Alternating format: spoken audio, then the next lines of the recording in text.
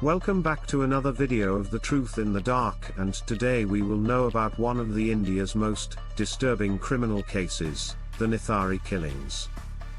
This story, which unfolded in the early 2000s, is not just about the crimes themselves, but the societal implications and the haunting questions they left behind. Join us as we delve into the dark alleys of Noida, where innocence was lost and fear took root. Nithari, a small village in Noida, Uttar Pradesh, was once a quiet area, nestled amidst the hustle of urban development. In the early 2000s, it was characterized by a mix of affluence and poverty, with sprawling gated communities alongside slums. This juxtaposition set the stage for the horrifying events that would soon unfold. As the tech boom transformed Noida into a bustling hub, Nithari remained somewhat untouched, with its narrow lanes and close-knit community. However, as wealth increased, so did the darkness lurking beneath the surface. In 2006, families in Nithari began reporting their children missing. The disappearances seemed unrelated at first. Young boys and girls vanished without a trace. By December of that year, the number of missing children had escalated, raising alarms among the locals. Parents were frantic, seeking help from the authorities, but their pleas often went unheard. The police were slow to act, attributing the disappearances to common issues such as runaways or abductions. However, as the number of cases grew, the community's fears began to deepen. Finally, in late December, the discovery of skeletal remains in a vacant plot near the Nithari village changed everything. The reality of a serial killer began to dawn on the residents. On December 29, 2006, the chilling truth emerged when a local resident, while searching for his missing daughter, stumbled upon human bones in the backyard of a house owned by Maninder Singh Panna and his servant, Surinder Kohli. This grisly discovery sent shockwaves through the community. As police investigated the area further, more body parts were found, leading to the grim realization that there were multiple victims. A forensic examination revealed that many of the victims were young children, some as young as 5 years old. The narrative quickly shifted from mere disappearances to a full-blown investigation into a serial killer. Panna, a wealthy businessman, and Kohli, his servant, became the prime suspects. On January 4, 2007, the police arrested Surinder Kohli, who confessed to the murders. His statements were harrowing. He described luring children into the house, committing unspeakable acts, and then disposing of their bodies.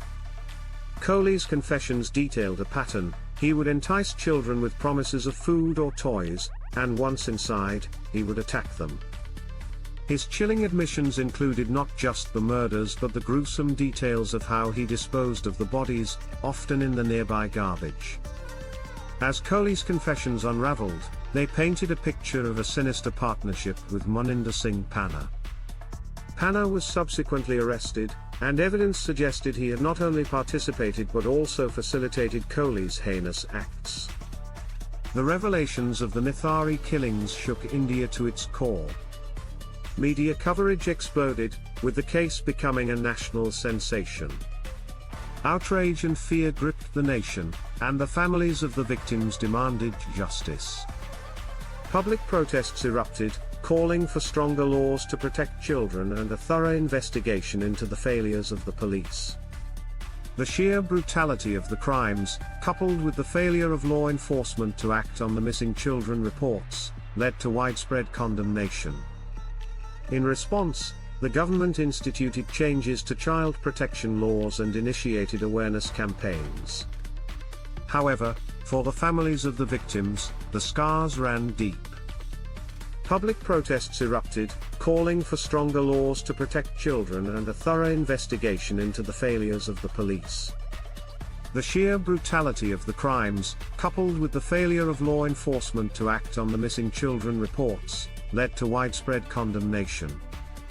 In response, the government instituted changes to child protection laws and initiated awareness campaigns.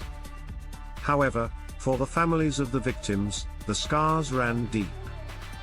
The legal proceedings that followed were complex and drawn out. Coley was charged with multiple counts of murder, sexual assault, and kidnapping. In 2009, he was convicted and sentenced to death. Panner was acquitted of the charges due to lack of evidence linking him directly to the murders, although many remained unconvinced of his innocence. The verdict sparked further outrage among the victims' families and the public, who believed that justice had not been fully served. The case highlighted systemic failures within the police and judicial systems, prompting calls for reform.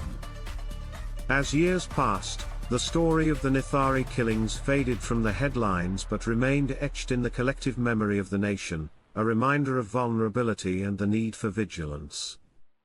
The Nithari killings serve as a haunting reminder of the darkness that can exist within communities and the importance of listening to the voices of the vulnerable. For the families affected, the scars of loss and trauma endure, while society grapples with the implications of these horrific events. As we reflect on this spine-chilling story, let us remember the children who were lost and honor their memory by advocating for a safer world. Thank you for joining us in uncovering the harrowing truth behind the Nithari killings. Don't forget to like the video and subscribe to our channel for more videos.